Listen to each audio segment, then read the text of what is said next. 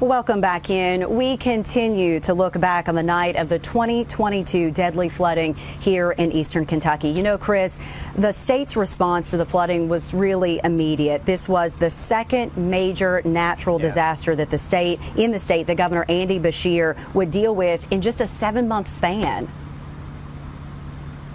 Yeah, you think back just prior to that, December of 2021, those devastating and deadly tornadoes that hit western Kentucky and parts of central Kentucky. And not only that, but earlier in that same year, those devastating ice storms that hit in February of 2021. And let's not forget the early March floods from that same year.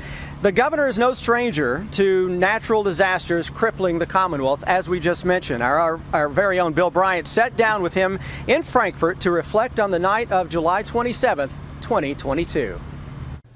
Governor, thanks for giving us a few minutes and reflecting on the flood of eastern Kentucky last year.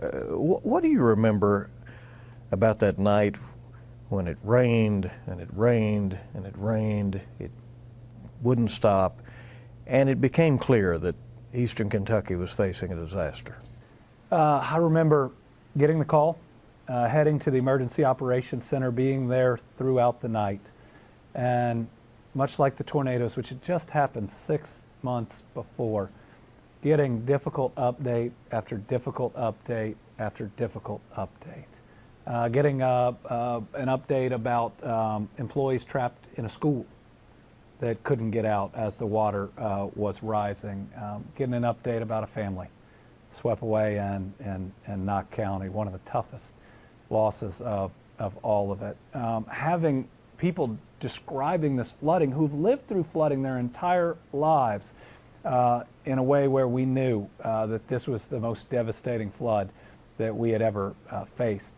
But what I mainly remember is it required us to be planning and sending out assets immediately, sending a helicopter to that school to see where those individuals were and to know how we could do that rescue. I personally called West Virginia's governor to request their National Guard helicopters that had the hoist, because we had some, but we needed more. A lot of action, knowing that those first 48 hours were critical.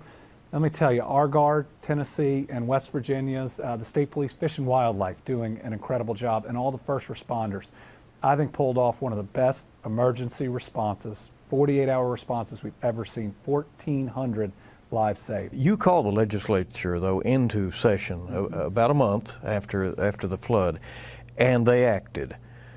Do disasters bring even political foes together? Well, they certainly do in the immediate aftermath.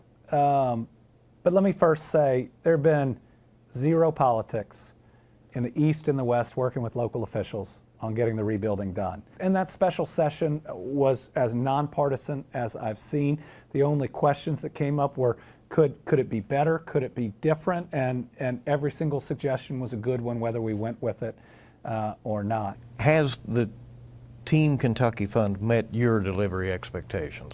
Team Kentucky Fund has been the most transparent disaster relief fund that I've ever seen or read about.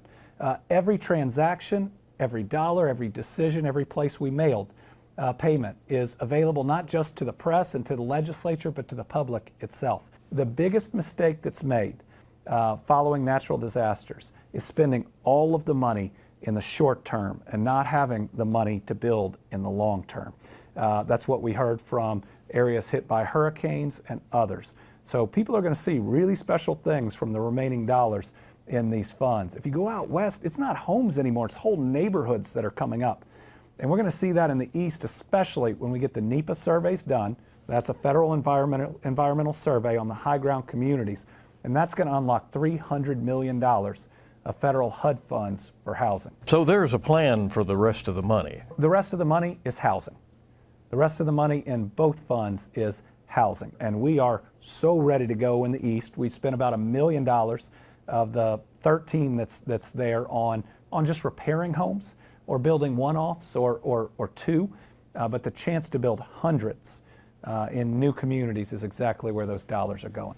Thank you for giving us some time. We appreciate it. Thank you.